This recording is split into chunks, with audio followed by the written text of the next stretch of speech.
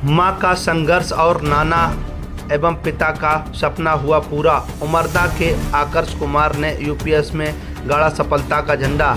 अब बनेंगे आईपीएस अधिकारी की खुशी में आपको बता दें, आकर्ष कुमार के घर पर गांव के व आसपास क्षेत्र को लोगों ने पहुंचकर उनको मिठाइयां खिलाईं और मुबारकबाद दी। कन्नौज के उमरदा क्षेत्र के आकर्ष कुमार ने यूपीएससी 2025 में परीक्षा में 524वीं रैंक हासिल कर जिले का मान बढ़ाया। पहले प्रयास में इंटरव्यू तक पहुंचने के बाद भी चयन न होने पर उन्होंने हार नहीं मानी और दूसरे प्रयास में अपनी मेहनत से सफलता हासिल की।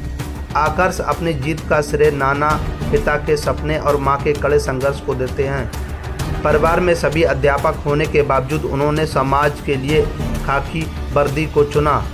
युवाओं के लिए उन्होंने संदेश दिया कि सफलता के पीछे न भागें, सिर्फ अपनी पढ़ाई पर ध्यान लगाएं, सपने अपने आप होंगे पूरे।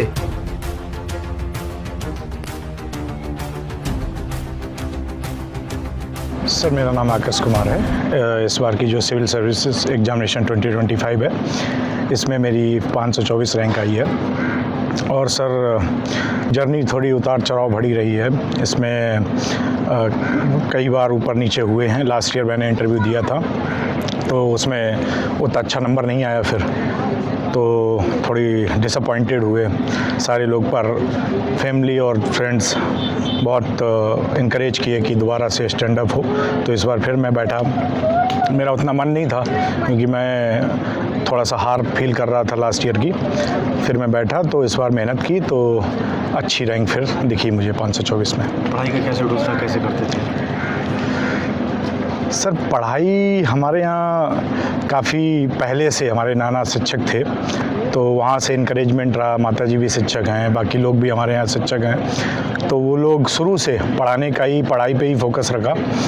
और सिविल सर्विसेज में कंसिस्टेंसी ज़्यादा की है क्योंकि तुम्हें बहुत ज़्यादा पढ़ना होता है और बहुत समय ज़्यादा नहीं होता है। इस बार मेंस में बहुत कम समय हो गया। प्री का जैसे और ज़्यादा वास्ट सिलेबस दिखता है, कुछ भी अंडर द सन पूछ रहे हैं, तो उसके लिए पढ़ाई के लिए कंसिस्टेंट रह के 8-10 घंटे का अगर पढ़ाई की जाए 1-1.5 साल तो फिर अचीवमेंट पाई जा सकती है यहाँ पे। शुरुआत सभी परिवार के लोग शिक्षक रहे हैं, आपका मन कैसे यूपीएससी की तरफ मुड़ रहा है? सर, मेरे नाना को मैंने देखा कि वो शिक्षक थे और समाज सेवा भी करते रहते थे, तो वो अक्सर बोला करते थे ऐसे कि समाज में बदलाव की ज़रूरत है और अगर अच्छा बदलाव चाहते हो तो खुद उसकी शुरुआत भी करो।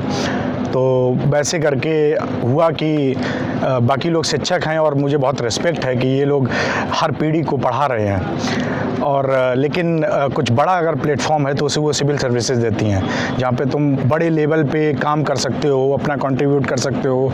और हम अपने आप को धन्य मानते हैं कि भारतवर्ष में जन्म हुआ और कुछ कंट्रीब्यूशन दे सकें इस देश को। तो सिविल सर्विसेज मुझे दिखी एक प्लेटफॉर्म जो ग्राउंड लेवल पे यंग एज पे वर्क करने का अपॉर्चुनिटी देती, इसलिए इधर रुझान हुआ। बहुत सारे ऐसे युवा होते हैं जो हताश हो जाते हैं, परेशान हो जाते हैं, कुछ तो ऐसे हो जाते हैं जो गलत कदम उठा देते हैं, तो उन युवाओं के लिए क्या कहना चाहिए? सर, और अनफॉर्चुनेटली ये ट्रुथ है, कंपटीशन बहुत हाई है और सक्सेस रेट उतना है नहीं सिविल सर्विसेज में।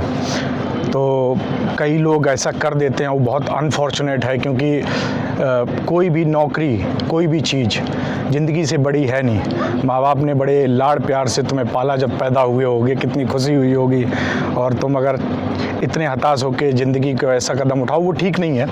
तो ओवरऑल पर्सपेक्टिव लेके चलना चाहिए कि अगर हमें कंट्रीब्यूट करना है तो सिविल सर्विसेज केवल एक तरीका है, जरिया है। ये आजकल क्रिएटिव इकोनॉमी है, एंटरप्रेन्योरशिप की बात चल रही पूरे देश में, तो वैसे करके चारों तरफ अपॉर्चुनिटी को एक्सप्लॉइट करना चाहिए और देश में कंट्रीब्यूशन करना चाहिए। केवल सिविल सर्विसेज में ऐसे इसके पीछे पागल नहीं हो जाना है। होता है तो सही है, नहीं तो आगे ये इनरिच करेगी जर्नी।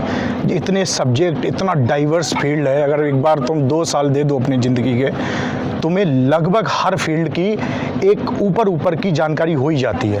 एक बेहतर इंसान बन जाते हो, खासकर एथिक्स पढ़ के तुम्हें ह्यूमन वैल्यूज़ की, एथिक्स की, इंटीग्रिटी की, ऑनेस्टी की समझ हो जाती है। माता पिता में किसका सहयोग, किसकी बातें कुछ याद आती हैं?